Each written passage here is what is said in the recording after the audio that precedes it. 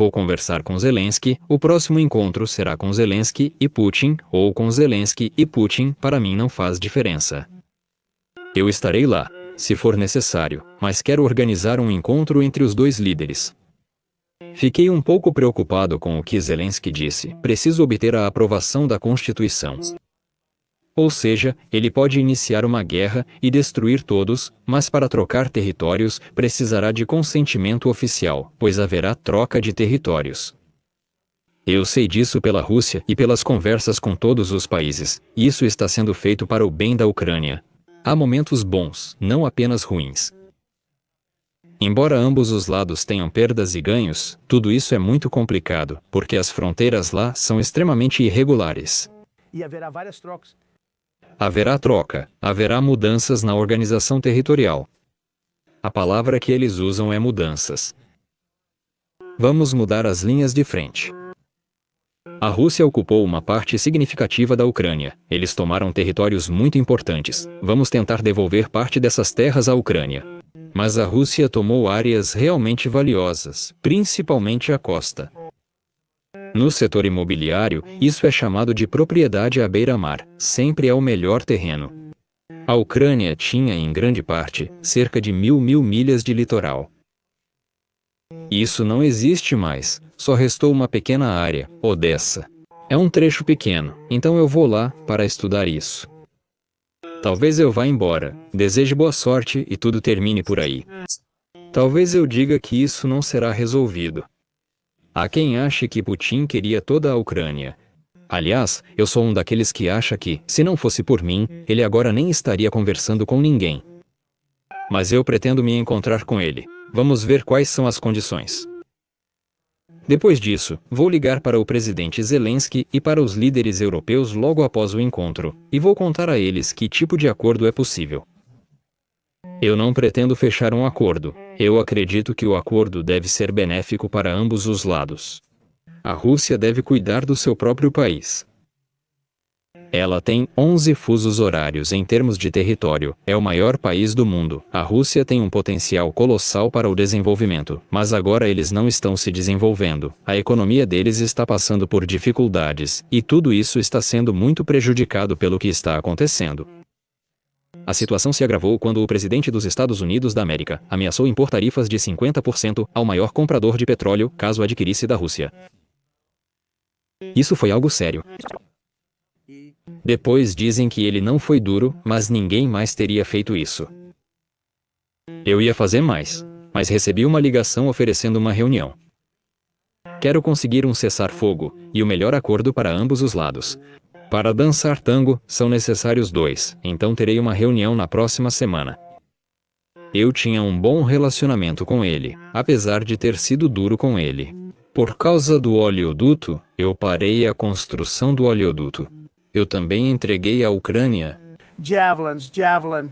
É uma arma antitanque. É chamada de destruidora. Dizem Que Obama enviou cobertores para eles, e eu enviei javelins. Eles usaram eles contra os tanques destruídos nos primeiros dias da guerra, pois ficaram presos na lama. Um dos comandantes tomou uma decisão, talvez ele achasse que era uma boa escolha. O general russo preferiu avançar pelos campos agrícolas, em vez de usar a rodovia, que permitiria chegar a Kiev em 4 horas. E lá havia chuvas torrenciais. As chuvas eram tão fortes que tudo virou lama, e os tanques ficaram presos. Eu não sei quem era aquele general, mas conhecendo Putin, acho que ele já foi demitido. Todos os tanques ficaram presos na lama, e os ucranianos usaram os javelins que dei a eles. Antes de mim, só recebiam cobertores. Vou me encontrar com Putin e avaliar suas intenções. Se o acordo for justo, informarei os líderes da União Europeia, da OTAN e Zelensky. Acho que por respeito vou ligar para ele primeiro, e depois para eles. E talvez eu diga, boa sorte, continue lutando. Ou talvez eu diga, podemos chegar a um acordo. Eu vi os resultados de uma pesquisa realizada na Ucrânia. 88% da população gostaria que fosse alcançado um acordo. Se voltarmos 3 anos, todos estavam decididos a ir para a guerra.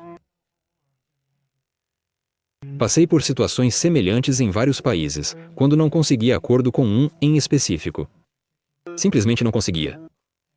A pessoa é ótima, meu amigo, um líder excepcional, incrivelmente duro, mas eu não consegui fechar um acordo com ele. Depois, por pouco tempo, ele entrou em guerra no meu primeiro mandato. Foi brutal, pessoas morriam. Fechei um acordo em uma semana. Ele disse, isso é horrível. Ele disse que isso é nojento. Zelensky não foi convidado na sexta-feira e não participa disso. Eu diria que ele poderia vir, mas ele já esteve em várias reuniões. Ele está lidando com isso há 3 anos e meio, e nada aconteceu.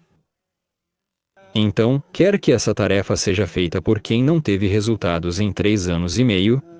O que é um bom acordo?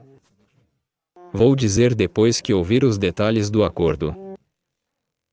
Essa é uma situação muito ampla e complexa. Acabei de resolver o conflito entre o Azerbaijão e, como você sabe, a Armênia, e ele foi quase tão complicado quanto este, principalmente por causa dos territórios. Vamos nos encontrar com Putin. Nos primeiros 2 minutos, vou saber se um acordo é possível. É isso que eu faço, eu fecho acordos. Você precisa entender, essa guerra não teria acontecido se eu fosse o presidente. Ela começou sob o Biden. Sob o Bush e o Obama, a Rússia já estava tomando territórios. Mas agora, eles pegaram quase tudo. Era questão de tempo. Com Trump, isso não ocorreu. Fui eu quem disse, vocês não podem construir seu gasoduto, que já estava pela metade construído. Eu cheguei e parei isso.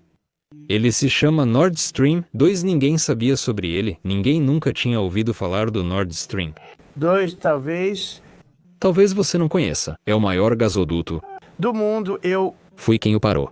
Eu não era amigo da Rússia, mas tinha relação profissional com Putin, melhor que se curvar, como Biden. Ele aprovou imediatamente o oleoduto. E depois dizem que eu não fui duro com a Rússia. Não fui duro? Eu fui o mais duro. Putin disse, se isso não é dureza, então eu não gostaria de ver o que é dureza.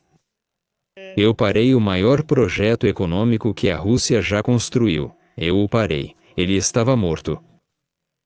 Esse presidente de baixo nível permitiu que concluíssem o oleoduto para abastecer a Europa com petróleo e gás. Isso é basicamente uma reunião introdutória. O presidente Putin me convidou para participar. Ele quer participar. Eu acredito que ele quer acabar com tudo isso. Eu falei sobre isso várias vezes, mas depois fiquei desapontado. Tivemos uma ótima conversa. Depois em Kiev, ou outro lugar, mísseis foram lançados e houve 60 mortos. Eu disse, isso é cruel, é uma guerra cruel. De 5 a 7 mil pessoas morrem toda semana. São todos russos e ucranianos. Ainda resta pouca gente da cidade, mas os mísseis continuam causando danos e matando muitos.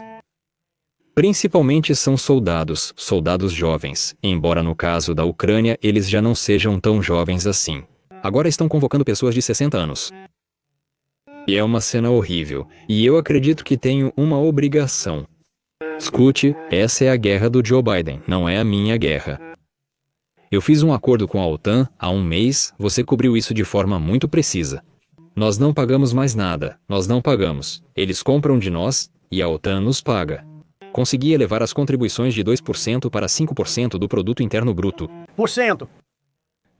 Agora eles nos pagam por tudo o que fornecemos. Nós não pagamos. E Biden aprovou 350 bilhões de dólares. A Europa gastou 100 bilhões, dinheiro.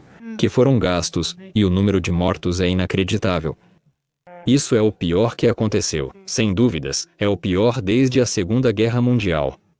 Eu diria a Putin, é sua obrigação acabar com a guerra. Comigo, ele não teria começado. Discutimos isso antes, e a guerra não ocorreria. Quando as eleições foram fraudadas, e Biden assumiu, praticamente só assinando, uma máquina tomou o poder, e coisas ruins começaram a acontecer. Falaram tolices, o que levou à guerra. Eu não acho que isso vá acontecer de novo, pois agora estou controlando. Tudo isso poderia ter levado à Terceira Guerra Mundial. Isso poderia ter se tornado a Terceira Guerra Mundial. Eu não acho que isso vai acontecer agora. Mas eu considero muito respeitável o fato de que o presidente da Rússia venha ao nosso país, e não o contrário, não nós indo até ele e nem em um terceiro país. Acho que teremos negociações construtivas. E depois desse encontro, talvez imediatamente. Enquanto estiver voando ou saindo da sala, vou ligar para o líder europeu com quem tenho ótimo relacionamento. Acho que tenho um bom relacionamento com todos. Eu me dava bem com Zelensky, mas discordo totalmente do que ele fez. Categoricamente. Esta é uma guerra que nunca deveria ter acontecido.